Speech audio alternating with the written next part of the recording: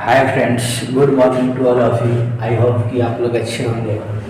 तो हम लोग ज्योग्राफी पढ़ रहे थे जिनमें हम लोग भारत का परिचय के बारे में देख लिए थे। आज हम लोग देखेंगे अपवाह तंत्र। क्या देखेंगे? अपवाह तंत्र।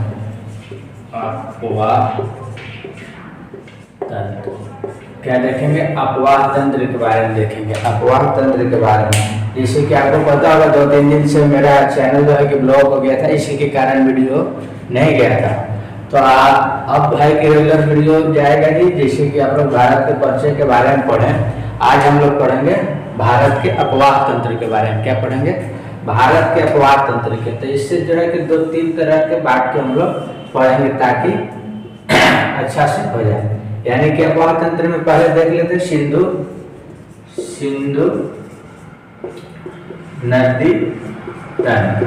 क्या देखते हैं? सिंधु नदी तंत्र देख लेते हैं। मतलब पार्ट्स में अलग अलग हम लोग बात के इसको पढ़ते हैं। सिंधु अपवाह तंत्र देख लेते हैं, फिर ब्रह्मपुत्र देख लेते हैं, ब्रह्मपुत्र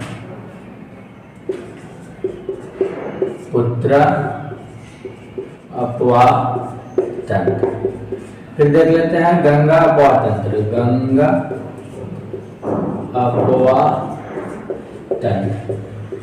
फिर देख लेंगे लास्ट में देख लेंगे दक्षिण भारत की नदियां के बारे में। अपवाह तंत्र का मतलब पूरा भारत की नदियों के बारे में हम लोग क्या करेंगे, आज कवर करेंगे। सारा नदी को हम लोग पढ़ के हम लोग सबको कवर करेंगे। तो चलिए हम लोग स्टार्ट करते हैं। सिंधु नदी तंत्र के बारे में स्टार्ट करते हैं, फिर पढ़ेंगे ब्रह्मपुत्र नदी के बारे में, फिर गंगा नदी के बारे में पढ़ेंगे, फिर दक्षिण भारत के जो नदियां हैं उसके बारे में पढ़ेंगे। तो हम लोग स्टार्ट करते हैं ब्रह्मपुत्र नदी के बारे में। आज हम लोग देखेंगे ब्रह्मपुत्र नदी तंत्र के बारे में। पहले जान लीजिए दोस्त कि जैसे कि अपवाह तंत्र जो भी है हमारा, जो सिंधु नदी तंत्र हो गया, ब्रह्मपुत्र नदी तंत्र हो गया और गंगा नदी तंत्र हो गया, तीनों जो भी था तीनों सब पहले एक ही में था। जब हमारा पृथ्वी का निर्माण हुआ था, कम से कम लगता है कि अपवाह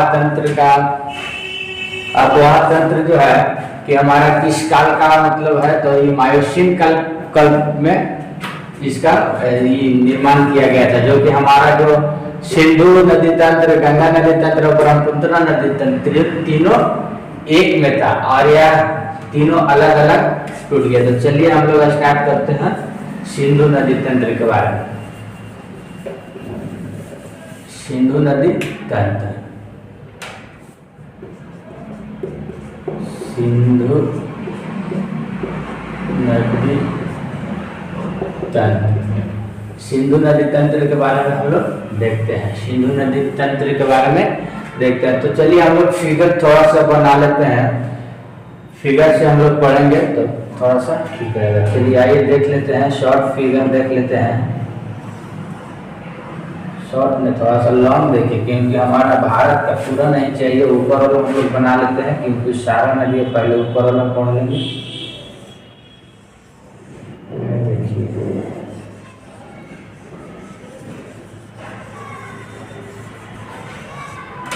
ये है हमारा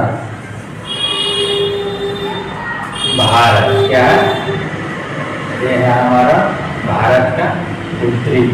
इधर हम लोग का नहीं जरूरी है, लेकिन चलिए देख लेते हैं। हम लोग सिंधु नदी के बारे में देखते हैं। थोड़ा सा स्किन और कलर में चलिए सिंधु नदी के बारे में देख लेते हैं कि सिंधु नदी आखिर निकलता कहाँ से। तो देखिए यहाँ पर एक ग्लेशियर है। क्या है? एक ग्लेशियर है, जो कि इस ग्लेशियर का क्या नाम है? इस ग्लेशियर का नाम है बोरकचू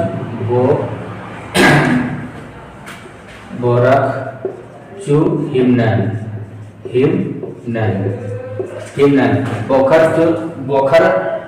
बोखरचू हिमनद से सिंधु नदी निकलती है। या मानसरोवर भी बोलते हैं। आप एक मानसरोवर झील है, मानसरोवर।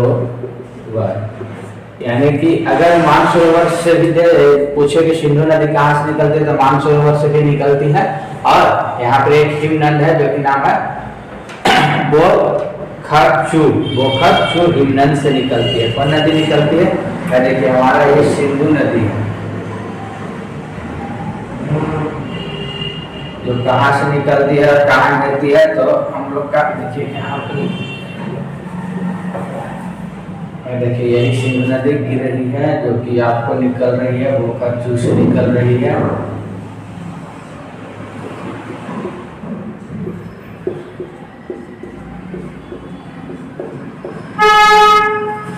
अब देखिए यहाँ पर सिंधु नदी जो है कि बोकारो से निकल रही है और हमारा अरब सागर में गिरती है। इसके पहले जो है कि इसमें कौन कौन सा नदी जो है कि सहायक है, कौन कौन सा दाएं तट से सहायक है, इसके बारे में हम लोग पढ़ेंगे। तो सिंधु नदी देखिए बोकारो से निकल रही है।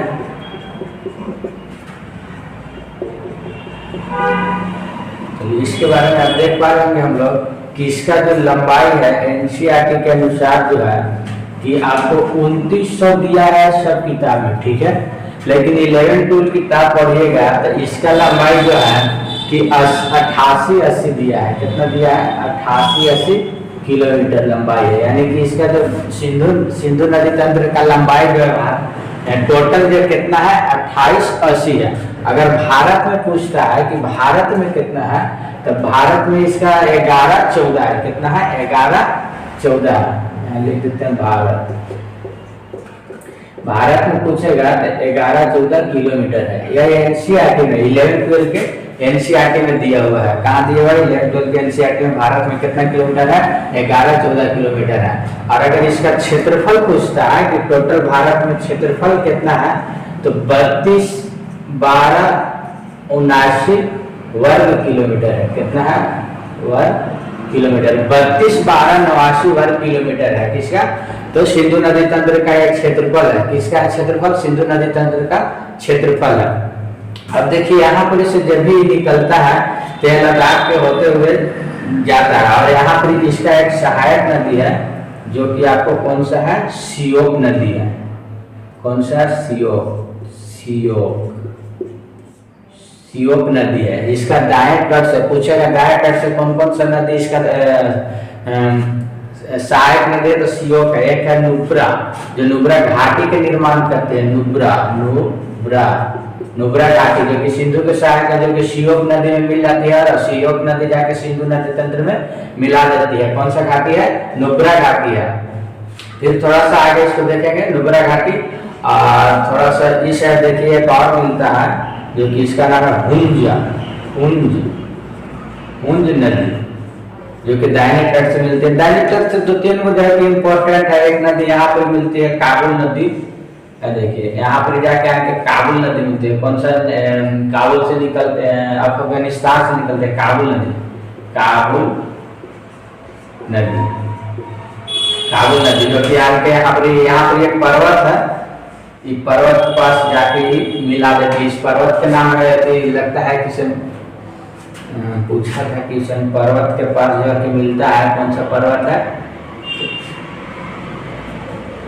चलिए इसको आगे देख लेंगे। सिंधु नदी 3 हो गया। यानी कि दक्षिण दाएं तट से कौन कौन सा नदी मिलती है? तो हुंज नदी, सियोक नदी, नुब्रा नदी और काबुल नदी।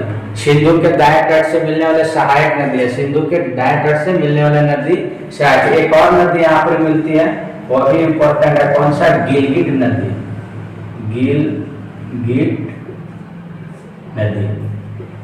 कौन सा नदी? गिलगिट नदी। कौन सा नदी? गिलगिट नदी। कहाँ से? दाएं तट से। यानी कि दाएं तट से याद करिएगा आप लोग कि दाएं तट से कौन कौन सा नदी सिंधु घाटी में मिलता है? तो हुंज, नुब्रा, सियोक, गिलगिट और काबुल नदी। हुंज, नुब्रा, सियोक, गिलगिट, काबुल। बोलिएगा हुंज, नुब्रा, सियोक, गिलगिट, काबुल। बोलिएगा आप लोग भी। कौन कौन सा हो जाएगा? हुंज, नुब्रा, सियोक और गिलगिट और काबुल हो जाएगा। चलिए आप देखते हैं हम लोग, ये हो गया दाएं तट से हो गया। आप देखते हैं हम लोग बाएं तट से कौन कौन सा नदी मिलता है। बाएं तट से कौन कौन सा नदी मिलता है? तो सबसे लंबा इसका सिंधु नदी का सबसे लंबा जो है वो सहायक नदी है चिनाब। तो पहले यहाँ पर देखिए यहाँ से निकलता है झेलम नदी निकलता है। देखिए कौन सा है? झेलम। कौन सा नदी है? झेलम नदी निकलता है। जो कि कहाँ से निकलता है? झेलम नदी। तो झेलम नदी निकलता है झेलम जम्मू कश्मीर के बेरीनाग झील से निकलता है। ये देखिए कौन सा झील है, बेरीनाग, बेरीनाग झील, बेरीनाग। अभी सारा को याद करवाएंगे, अभी थोड़ा सा याद करके लिख लेने दीजिए। यानी कि झेलम नदी जो निकलती है बेरीनाग झील से निकलती है और यहाँ पर आके सिंधु में मिल जाती है। सिंधु में, अभी सिंधु में मिलाएंगे, सारा को मिलाएंगे, फिर जाके यहाँ पे बेरीनाग से निकलता है, फिर झेलम, फिर हो जाता है चेनाब। कौन सा, चेनाब नदी। चेनाब नदी यहीं पर एक जगह है, यहीं पर से चेनाब नदी निकलता है और जाके यहाँ झेलम में मिल जाता है। कौन नदी, चेनाब, चेनाब। कौन सा नदी है, चेनाब है, जो कि सिंधु की सबसे लंबी सहायक नदी है। सिंधु की सबसे लंबी सहायक नदी कौन सा है, चेनाब नदी है। कौन सा है, चेनाब नदी है। एक और यहाँ उत्तराखंड से निकलता है, जो कि कौन सा नदी निकलता है, चेनाब में जाकर मिल जाता है। कौन सा नदी, ये रावी नदी है, जाकर चेनाब में मिल जाता है। कौन सा, रावी। देखिए झेलम, चेनाब, रावी। और इसके बाद थोड़ा सा फिगर और ऊपर रहता, लेकिन कोई दिक्कत नहीं है। झेलम, चेनाब, रावी। इसके बाद कौन सा आ जाएगा, फिर हो जाएगा ब्यास नदी। कौन सा आ जाएगा, ब्यास। ब्यास देखिए यहाँ से ब्यास जो है निकलता है।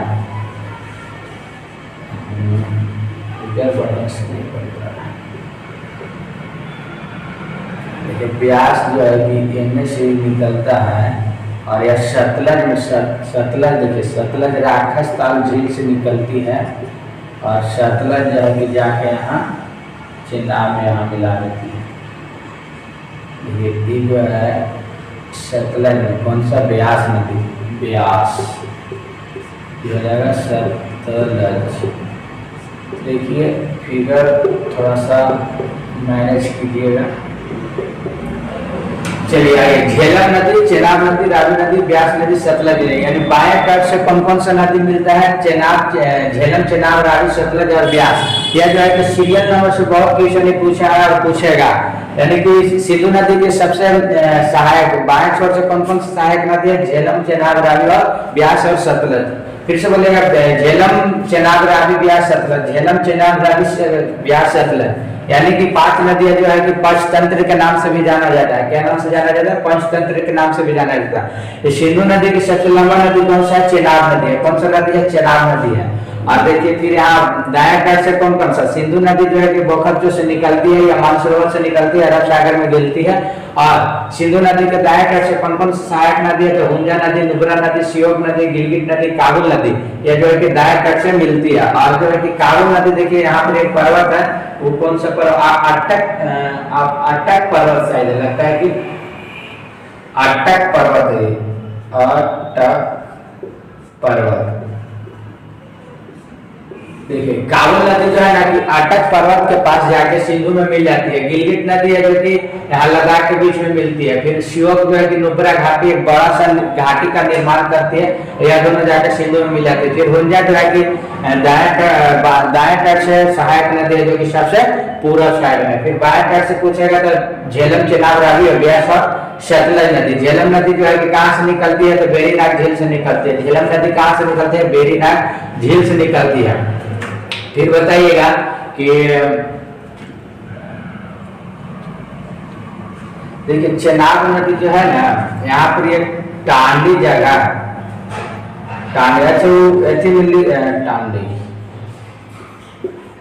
जगह है, जो कि आपको चेनाब नदी जो है कि चंद्र प्लस भागा दोनों मिला के बनता है, टांडी जगह पर मिलता है और जाकर चेनाब में मिल जाता है। और यहाँ जो है कि झेलम नदी जो है कि बेरीनाग झील से निकलता है। सतलज नदी जो है कि राक्षस झील से निकलता है और जाके यहाँ मिठानकोट, यहाँ पे जो है कि सारा नदी जो आता है और मिठानकोट में मिल जाता है। जाके अरब सागर में जो सिंधु नदी से कहाँ पे मिलता है, मिठानकोट में। टोटल इसका लंबाई कितना हो गया, 2900 किलोमीटर। भारत में कितना लंबाई हो गया, 14 किलोमीटर। और इसका क्षेत्रफल कितना है, 32,12,89। देख पा रहे हैं। और इसमें जो भी है इम्पोर्टेंट क्वेश्चन जो भी होगा इसका लिख देंगे, जो भी तक होगा। चलिए आइए थोड़ा सा देखते हैं, इसका इम्पोर्टेंट क्वेश्चन लिखते हैं।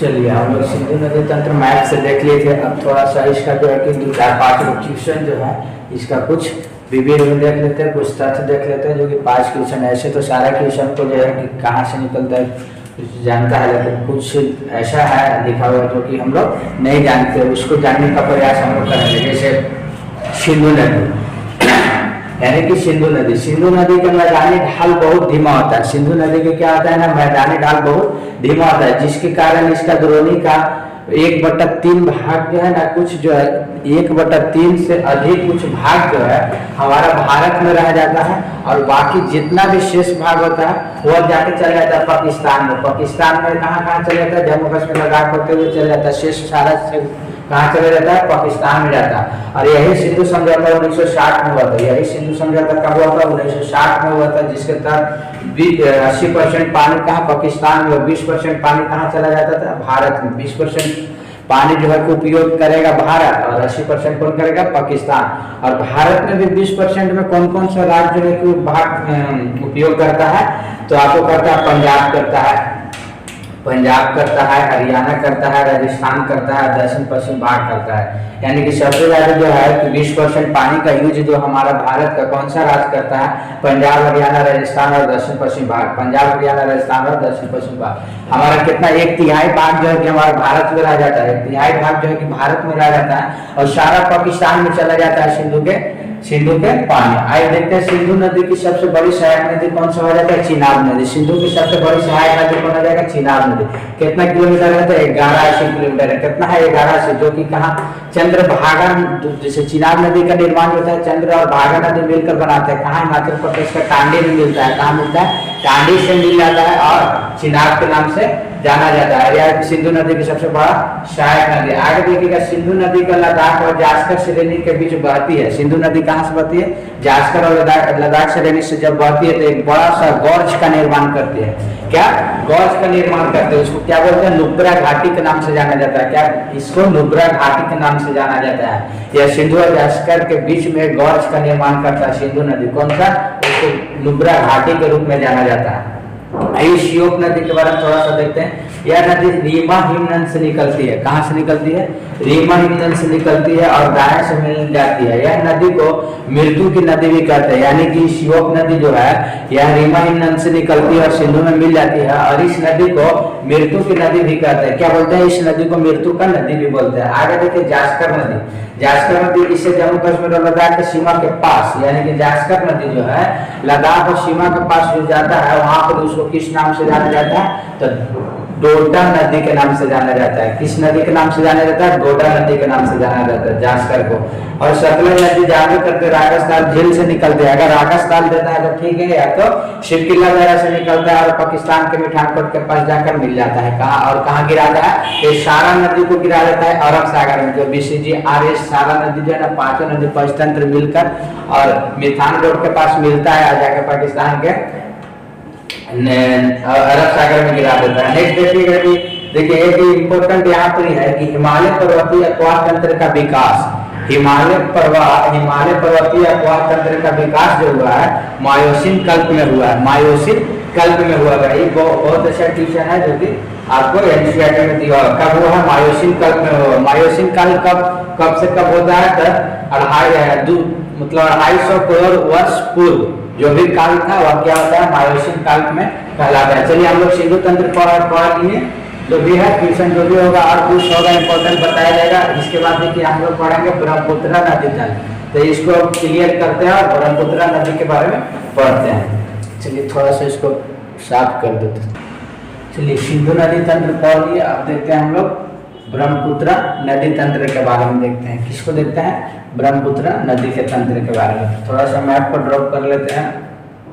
ब्रह्मपुत्र नदी के बारे में देखना है तो इस साइड वाला मैप बनाना होगा, यानी कि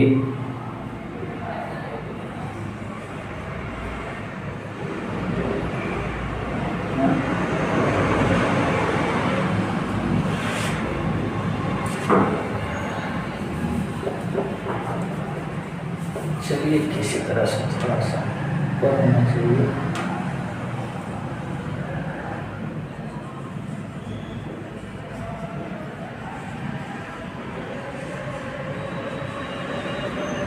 चलिए, हमको मेन काम है इसी का काम है, ठीक है। मेन काम है किसका? इसी का काम है। तो आइए ब्रह्मपुत्रा नदी के बारे में हम लोग पढ़ते हैं। तो ब्रह्मपुत्रा नदी जो है, तो देखिए यहीं पर ये ग्लेशियर है। क्या है? ग्लेशियर है, यानी कि इसको मानसरोवर बोलते हैं। मानसरोवर, मानसरोवर झील, यहीं पर एक झील है जिसको मानसरोवर झील बोलते हैं। फिर यहाँ पर एक जो है कि यहीं पर एक ग्लेशियर है, जो है ग्लेशियर है। कौन सा ग्लेशियर है? चेमायुंग, चेमायुंग दोंग ग्लेशियर, देखिए तिब्बत के पास में जो है कि मानसरोवर झील है। तिब्बत के पास मानसरोवर में झील है, और वहीं पर जो है कि एक ग्लेशियर है जिसका नाम है, क्या है? बहुत एक ग्लेशियर है जिसका नाम है, कौन सा ग्लेशियर नाम है? चेमायुंगदोंग ग्लेशियर है। यहीं से दोस्त, यहीं से सिंधु नदी निकलती है, सॉरी यहीं से ब्रह्मपुत्रा नदी निकलती है। देखिए ब्रह्मपुत्रा नदी निकल रही है, यहाँ तरह से होते हुए यहाँ पर मांडली एक द्वीप, बड़ा सा द्वीप बनाते हुए यहाँ जाके कहाँ गिर जाती है? तो पाकिस्तान, बंगाल की खाड़ी में गिर जाती है। देखिए यही नदी है, कौन है? ब्रह्मपुत्रा नदी, जो कि तिब्बत में लगभग 1200 किलोमीटर में फैला हुआ है। और यह नदी जो है कि एक असम में मांडली द्वीप का निर्माण करते हुए, मांडली नदी का निर्माण करते हुए बंगाल के खाड़ी में जाके गिर जाती है। ये कौन सा है? मांडली नदी,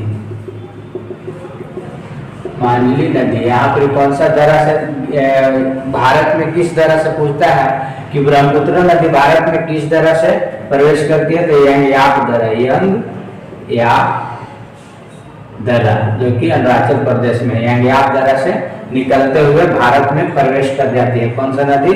हमारा ब्रह्मपुत्रा नदी। ब्रह्मपुत्रा नदी के देखिएगा कि तिब्बत में जो लंबाई है, तिब्बत में लंबाई 1200 लगभग है। तिब्बत में जो लंबाई है, चलिए थोड़ा सा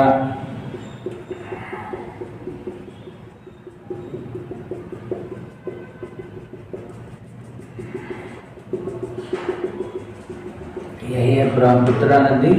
और इसका जो है कि तिब्बत में कितना लंबाई है, कहाँ से निकलते हैं? चेमायुंग ग्लेशियर से 1200 किलोमीटर में जो है कि तिब्बत में फैला हुआ है। कितना किलोमीटर में? 1200 किलोमीटर में तिब्बत में फैला हुआ है। अगर टोटल पूछेगा कि ब्रह्मपुत्रा की लंबाई कितना है, तो 2900 किलोमीटर है। कितना है? 2900 किलोमीटर है। अभी इसका सारा को सहायक वगैरह से बताएंगे, इसका सहायक नदी। लेकिन पहले देख लीजिए कितना किलोमीटर फैला हुआ है, तो 29 किलोमीटर फैला हुआ है। कितना? 2900 किलोमीटर। अगर पूछेगा कि भारत में कितना फैला हुआ है, तो भारत में यह फैला हुआ है 916 किलोमीटर। कितना फैला हुआ है? 916 किलोमीटर। भारत में कितना फैला हुआ है? तो 916 किलोमीटर फैला हुआ है। और अगर पूछ देगा कि असम में कितना फैला हुआ है, देखिए क्वेश्चन टीआरई में पूछा है दोस्त, टीआरई 3 में क्वेश्चन पूछा है कि असम में ब्रह्मपुत्रा की लंबाई कितना है। तो एनसीईआरटी 11-12 में 750 किलोमीटर दिया हुआ है। क्या दिया है? एनसीईआरटी में 750 किलोमीटर दिया हुआ है। लेकिन टीआरई 3 में क्या क्वेश्चन पूछा है कि ब्रह्मपुत्रा की असम घाटी में कितना लंबाई है, तो वह आंसर कितना माना है? तो 725 किलोमीटर माना है। यानी कि 11-12 के एनसीईआरटी में दिया हुआ है, टीआरई 3 में पूछा हुआ क्वेश्चन है कि 725 किलोमीटर। यानी तो ऑप्शन में 750 नहीं था, इसीलिए 725 उसको मानना पड़ा। तो आप लोग देख लीजिएगा कि इसका लंबाई जो है कि 750 किलोमीटर लगभग है, जो कि एनसीईआरटी 11-12 में दिया हुआ है। और टीआरई 3 में जो है कि 725 माना गया है। तो आप लोग एक बार देख लीजिएगा। चलिए आइए अब यहाँ देखते हैं कि सहायक नदी, जो कि आपको कौन कौन सा सहायक है, दाएं बाएं से मतलब कौन सा सहायक नदी मिलता है, कौन सा दाएं से मिलता है। तो देखिए बाएं तट से देखिए कौन सा नदी यहाँ से, देखिए यहाँ पर यहाँ कौन सा नदी मिल जाता है, तो दीवान नदी है। कौन सा है? दीवान नदी जो है कि बाएं तट से मिलता है। फिर जो है कि यहाँ पर उसे एक और नदी बाएं तट से मिलता है, जो कहाँ पर मिल जाता है? असम में मिल जाता है। कौन सा हो जाता है? तो लोहित नदी होता है। कौन सा? लोहित। कौन सा नदी? लोहित नदी। फिर यहाँ से देखिएगा कि यहाँ से जो सिक्किम से निकलते हुए आती है, और यहाँ मिल जाती है, कौन सा नदी हो जाएगा, तीस्ता नदी हो जाएगा, तीस्ता। ये सब जो है कि आपको बाएं बाएं तट से मिलने वाला नदी है, कौन सा है, यह तीस्ता नदी है जो कि सिक्किम से निकलता है। या कौन सा है, दाएं तट से लोहित है, दिबांग है, तीस्ता है। और फिर बाएं तट से हो गया, दाएं तट से हम लोग देखेंगे, देखिए दाएं तट से यहाँ पर जो नदी है ये देखिए धनश्री, धनश्री नदी है, धनश्री। और एक और धनश्री होता है, और फिर यहाँ जो है कि आपको धनश्री और फिर एक तीस्ता दिहान। एक देखिए दाएं तट से, यहाँ दाएं तट से हो जाएगा, यहाँ पर एक मिलती है वो एक होता है दिबांग और एक होता है दिहान,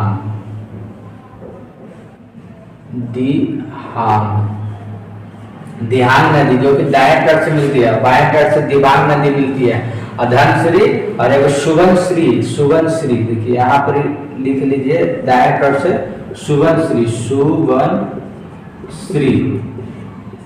यानी कि देखिए यहाँ पर कंफ्यूज करने वाला नदी है।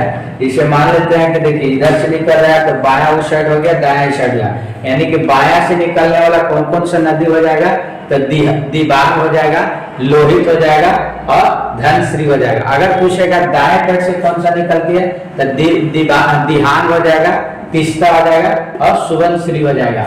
और ऐसे छोटा छोटा सारा और ढेर सारा नदियां हैं, लेकिन एगो फिगर या एक ड्रॉप में चाहे कुछ पॉइंट लिखा है ना, उस साइड लिखा देंगे, ऐसे थोड़ा सा गिजी बिजी हो जा रहा है। चलिए इसको इसे मिटा,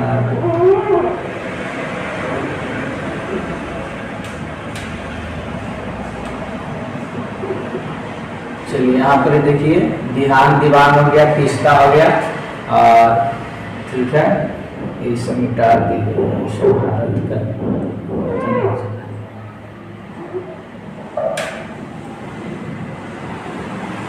चलिए देखिए हो गया ये, और 2900 किलोमीटर में हो गया, असम में ही हो गया धनश्री।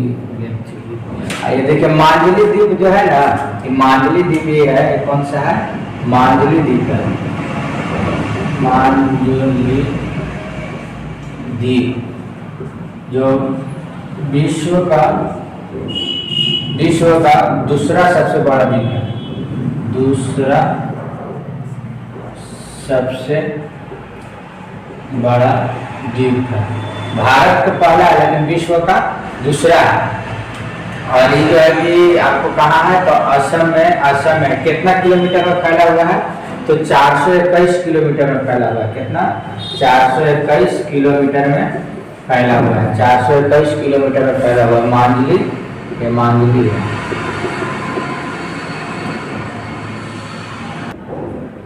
चलिए देखिए हम लोग आगे, जो विश्व का दूसरा नहीं है सबसे बड़ा मांडली द्वीप है, जिसका लंबाई चलिए आगे थोड़ा सा हम लोग याद कर लेते हैं, और जो भी इम्पोर्टेंट क्वेश्चन होगा वो 2-4 पॉइंट लिख देंगे, याद कर लीजिए। आइए देखिए हम लोग ब्रह्मपुत्र नदी तंत्र के बारे में पढ़ रहे थे। क्या पढ़ रहे थे, ब्रह्मपुत्र नदी के तंत्र के बारे में पढ़ रहे थे। आइए ब्रह्मपुत्र नदी जो है, ब्रह्मपुत्र नदी कितना किलोमीटर में फैला हुआ है, तो 2900 किलोमीटर में फैला हुआ है। कितना किलोमीटर में फैला हुआ है, तो 29 किलोमीटर में फैला हुआ है। यह नदी जो है कि कहाँ से निकलता है, तो चेमाइन ग्लेशियर से निकलता है। कहाँ से निकलता है, चेमाइन ग्लेशियर से निकलता है। यह चेमाइन ग्लेशियर दे या मानसरोवर झील दे, यानी कि दोनों जगह से कौन सा नदी निकलता है, ब्रह्मपुत्र नदी निकलता है, जो कि तिब्बत में कितना किलोमीटर में फैला हुआ है, तो 1200 किलोमीटर में फैला हुआ है। कितना किलोमीटर में, 1200 किलोमीटर में फैला हुआ है। यह टोटल नंबर 2900 किलोमीटर है। भारत में कितना किलोमीटर फैला हुआ है, तो 916 किलोमीटर फैला हुआ है। कितना किलोमीटर फैला हुआ है, तो 916 किलोमीटर फैला हुआ है। यह असम, अगर मात्र असम में पूछता है कितना किलोमीटर में फैला हुआ है, तो 750 किलोमीटर में फैला हुआ है। 750 किलोमीटर, लगभग 725 किलोमीटर भी मार सकते हैं। बताइएगा कि ब्रह्मपुत्र नदी के बाएं ओर से कौन कौन से सहायक नदी है, तो लोहित